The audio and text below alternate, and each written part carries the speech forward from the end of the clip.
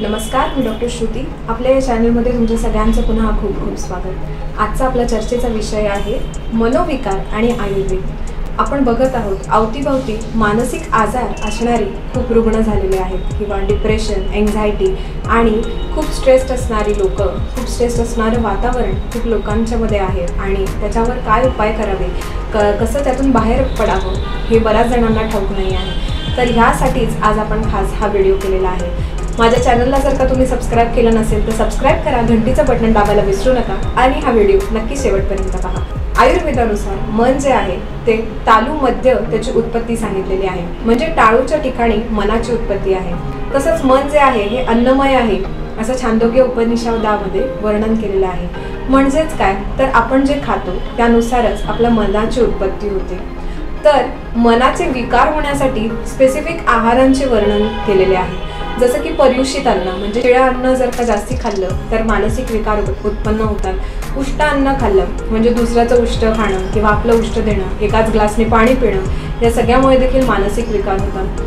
तसंच दुष्ट अन्न म्हणजे त्याच्यामध्ये जर का काही किडे पडले असतील किंवा काही खराब झालेलं असेल आणि तसंच सडलेलं अन्न जर का आपण खाल्लं त्याने देखील मानसिक विकार उत्पन्न होतात. तंतुमय अन्न सांगितलेलं आहे, म्हणजेच आता आपण जसं बघतो की अगदी चीजला जसे चीज थ्रेड्स निघतात किंवा असं अगदी ज्याच्यामध्ये तंतू म्हणजे धागे सुटत आहेत, असं जर का अन्न आपण खाल्लं तर त्याने देखील मानसिक विकार होतात. तर ह्या मानसिक विकारांसाठी सगळ्यात पहिलं आपण ह्या अशा पद्धतीचं अन्न खाणं हे बंद केलं पाहिजे. दुसरी गोष्ट म्हणजे असं सांगितलेलं आहे की अनुवंशिकता. बऱ्याचदा अनुवंशिक आजार काही असतात, म्हणजे जसं स्किझोफ्रेनिया वगैरे आहे, हे पिढ्यानपिढ्या चालत आलेले असे आजार असतात. तर ते तुमच्यामध्ये आहेत का हे देखील तुम्ही बघितलं गेलं पाहिजे. बऱ्याच लोकांना आपण डिप्रेशनमध्ये आहोत, आपण बॉटल्ड आहोत किंवा आपल्याला आधाराची गरज आहे, मानसिक आधाराची गरज आहे हेच देखील माहीत नसतं. आणि बरेच आता काउन्सिलर्स, डॉक्टर्स आणि सायकॉलॉजिस्ट उपलब्ध आहेत जे तुमचं नक्कीच ऐकून घेतील. आणि डिप्रेशन ही काही फार खूप मोठी गोष्ट नाही आहे की तुम्ही लपवली पाहिजे. या सगळ्यावरती एक डिसीज म्हणून बघितलं जातं आणि यावर नक्कीच उपाय आहेत, त्याचा तुम्ही उपयोग करून घ्यावा. या सगळ्यांवरती आयुर्वेदामध्ये चिकित्सा करत असताना ब्राह्मीवटी, सारस्वत घृत किंवा सारस्वतारिष्ट गोळ यांसारख्या औषधांचा वापर केला जातो.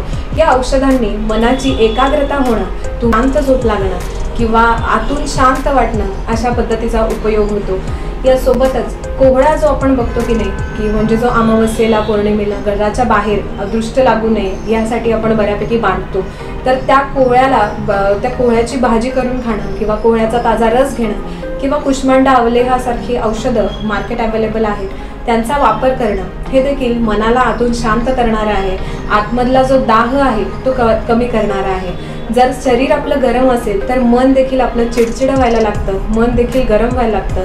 जसं की तापलेल्या भांड्यामध्ये जर का साधं पाणी जरी टाकलं तर पाणी देखील गरम होतं, त्याच पद्धतीने मनाची आपली अवस्था असते. त्यामुळे इतर शरीराचे कोणते आजार आहेत का हे देखील आपण यामध्ये बघून घेतलं पाहिजे. इतर शरीराच्या आजारांमुळे देखील मनाची चिडचिड वाढू शकते, मन अस्वस्थ होऊ शकतं, मन एकाग्र होऊ शकत नाही. तर मानसिक आजार बघत असताना शारीरिक आजारांकडे तेवढंच लक्ष दिलं गेलं पाहिजे. काही लोकांना वारंवार नळ धुण्याची सवय असते किंवा वारंवार हात धुण्याची सवय असते किंवा आंघोळीला खूप जास्ती पाणी घेण्याची सवय असते, म्हणजे शरीराची शुद्धी अनावश्यक गरजेपेक्षा जास्त करण्याची गरज असते. हे देखील मानसिक विकार आहेत आणि हे बऱ्याच लोकांना माहीत नसतात की हा मानसिक विकार आहे. तर याकडे देखील आपण लक्ष दिलं पाहिजे. मेंदू जो आहे त्याच्यामध्ये असणारा जो बोन मॅरो आहे याला आयुर्वेदामध्ये मज्जा असं म्हटलेलं आहे आणि सायव पित्तधरा, सायव मज्जाधरा कला असं आयुर्वेदात वर्णन आहे. पित्तधरा कला म्हणजेच आतड्यांमध्ये डिओडिनम नावाचा जो पार्ट आहे, म्हणजेच त्याला ग्रहणी असं देखील म्हणतात. तर तिकडे तिथून मनाचं कनेक्शन आहे किंवा तिथूनच बुद्धीचं कनेक्शन आहे. म्हणजे पुन्हा फिरून आपण हेच बघतो की आपली पचनक्रिया चांगली असणं किंवा आपण खातोय ते अन्न चांगलं असणं याने देखील मानसिक आजार बऱ्यापैकी खूप चांगल्या पद्धतीने कमी होणार आहेत. याचे जे गुण सांगितलेले आहे, सत्व गुण सांगितलेला आहे आणि दोष सांगताना रज आणि तम गुण सांगितलेले आहेत. त्या अनावश्यक तेलकट खातात, खूप तिखट खातात, ह्यांच्यामध्ये रज आणि तम गुणाची वृद्धी होते आणि त्यांची चिडचिड होणं किंवा एकाग्र न होणं किंवा इतर मानसिक आजार त्यांच्या मागे सुरू होतात. अनुवंशिकता ब्रेक करण्यासाठी देखील आयुर्वेदामध्ये काही औषधांचं वर्णन आहे आणि पंचकर्मांचं वर्णन आहे. त्याने देखील अनुवंशिकता जर का मानसिक तुमची असेल ती देखील कमी होण्यासाठी छान मदत होते आणि याचा उपयोग तुम्ही नक्कीच करून घ्यायला पाहिजे।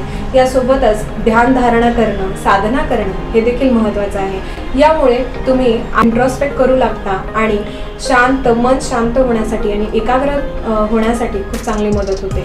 आयुर्वेदात चिकित्सा सांगताना सत्वावजय नावाची चिकित्सा सांगितलेली आहे।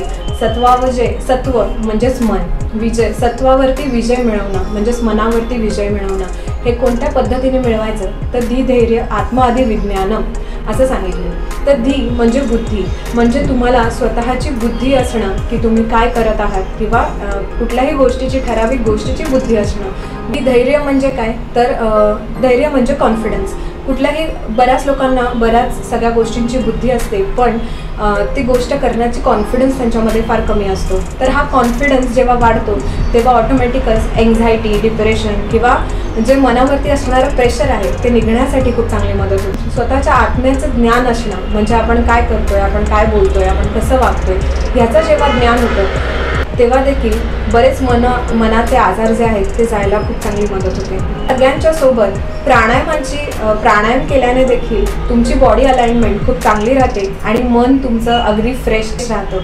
प्राणायामामध्ये भ्रामरी, अनुलोम विलोम आणि भस्त्रिका यांसारखे प्राणायाम तुम्ही करू शकता आणि योगासना करत असताना सर्वांगासन, अर्धमत्स्येंद्रासन, मत्स्येंद्रासन, शीर्षासन यांसारखे मेंदूला खूप चांगला रक्तपुरवठा होणारे आणि सर्वांग स्ट्रेच करणारे असे योगा केल्याने बॉडीची अलाइनमेंट खूप चांगली राहण्यासाठी मदत होते।